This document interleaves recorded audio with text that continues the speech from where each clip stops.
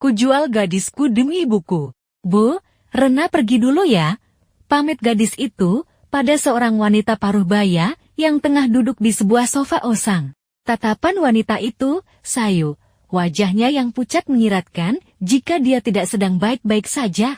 Bu, tangan ibu dingin sekali. Ibu sakit? Tanyanya saat mencium tangan itu dengan takzim. Wanita itu sedikit menarik sudut bibirnya, lalu menggeleng pelan. Ibu, tidak apa-apa Ren. Mungkin ibu hanya kecapean. Jawabnya lemah. Ya sudah, hari ini ibu tidak usah jualan dulu ya. Ibu istirahat saja. Bayu, nanti sambil berangkat sekolah, tolong kamu mampir ke rumahnya Bu Titin, dan bilang kalau hari ini ibu tidak bisa menjajakan kue buatannya, biar dijual sama yang lain. Pinta Rena pada ibu, juga adiknya. Bayu mengangguk. Rena berangkat dulu ya. Bu, mudah-mudahan hari ini banyak setrikaan yang Rena dapat. Biar pendapatan Rena juga banyak. Jadi, kita bisa makan enak ya. Ditanggapi senyuman getir dari sang ibu, gadis itu pun beranjak meninggalkan rumah. Namun, baru beberapa langkah dia meninggalkan rumah. Terdengar teriakan adiknya dari dalam rumah. Rena berbalik menghambur ke sumber suara. Ada apa Bayu? Tanyanya setengah berteriak. Ibu, Mbak. Rena menghambur pada ibunya yang tergeletak, tak sadarkan diri. Terlihat darah menetes dari sela pahanya. Kamu sekarang pergi sekolah. Sebelum ke Bu Titin, tolong kamu panggilkan Ratna untuk nolong bak bawa ibu ke puskesmas. Pinta Rena tanpa jeda, cepetan Bayu. Pintanya lagi, anak itu mengangguk, lalu segera berlari keluar setelah meraih tas usangnya di meja. Sudah berapa lama ibu mengalami pendarahan? Tanya sang dokter yang tengah berhadapan dengan Rena, sementara Bu Lastri masih terbaring lemah di brankar. Sudah beberapa bulan ini, Dok. Tapi ibu mengira mungkin karena mau menopause sejadi datang bulannya tidak berhenti. Apakah ada sesuatu yang serius, Dok? Tanya Rena penasaran. Saya pun belum bisa memastikan. Karena itu, Ibu Lastri harus dibawa ke rumah sakit besar untuk general check-up. Jadi, sekarang saya berikan rujukan untuk melanjutkan pemeriksaan. Ini harus segera, karena kasihan. Sepertinya Bu Lastri lemah, karena kekurangan darah. Jelas sang dokter seraya, menyerahkan selembar kertas yang telah ditandatanganinya. Setelah itu, dengan menggunakan angkot Rena pun, segera membawa ibunya ke rumah sakit di tengah kota.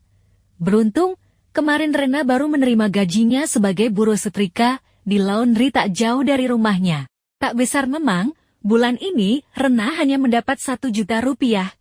Namun, itu biasanya cukup untuk biaya hidup selama sebulan ditambah dengan penghasilan ibunya berjualan kue keliling. Sekarang, uang itu harus rela dia gunakan untuk berobat ibunya. Setelah tiba di UGD, Bu Lastri segera ditangani tim dokter. Selang infus sudah terpasang di lengan kirinya, nafasnya terlihat lemah, mukanya semakin pucat. Hari kedua di rumah sakit, uang pegangan Rena sudah hampir habis, itu pun hanya digunakan untuk membeli obat-obatan. Rena bahkan belum tahu berapa biaya yang harus dibayarnya nanti. Keluarga Bu Lastri panggil seseorang yang membuyarkan lamunan gadis cantik itu. Rena menoleh. Iya, Sus. Mbak dipanggil ke ruangan Dokter Ferdi, sekarang ada yang harus disampaikan sama Mbak, bujar suster itu. Oh, iya, baik suster, saya akan ke sana sekarang, jawab Rena lalu keluar dari ruangan di mana ibunya dirawat, menuju ruangan dokter yang di gedung sebelah. Setelah menaiki lift, Rena sampai di lantai toga, di mana klinik kebidanan berada, deretan ruangan dokter terlihat di sana. Rena menuju ruangan ujung, di mana tertulis nama Dr. Freddy Abizard A.S.P.E.J. Pelan Rena mengetuk pintunya. Terdengar sahutan dari dalam. Suara baritonnya sudah Rena hafal, karena beliaulah dokter yang menangani ibunya.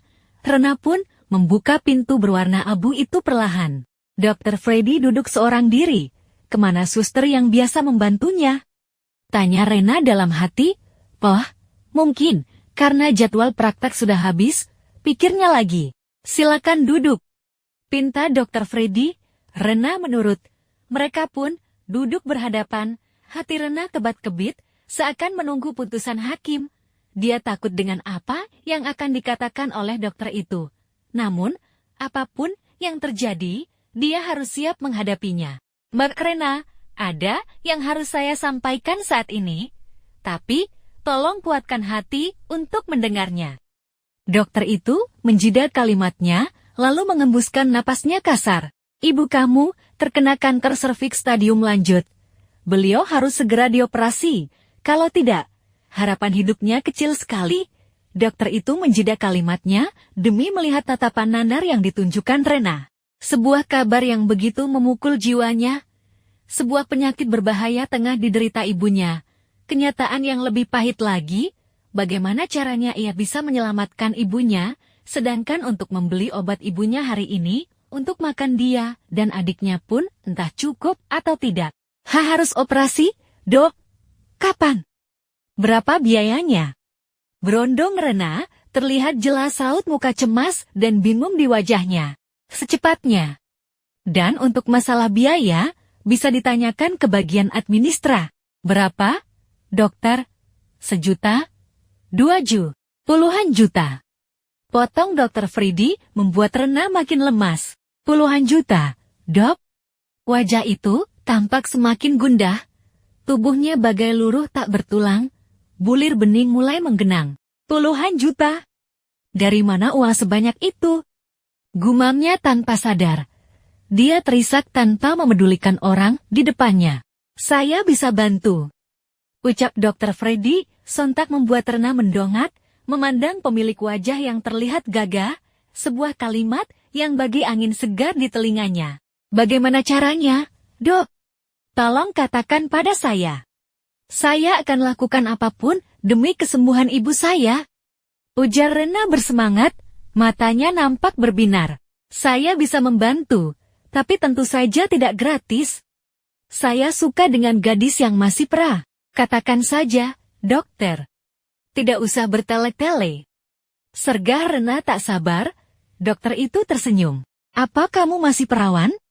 Sebuah pertanyaan membingungkan di telinga Rena, namun saat ini yang ada di otaknya adalah kesembuhan ibunya, pikirannya buntu.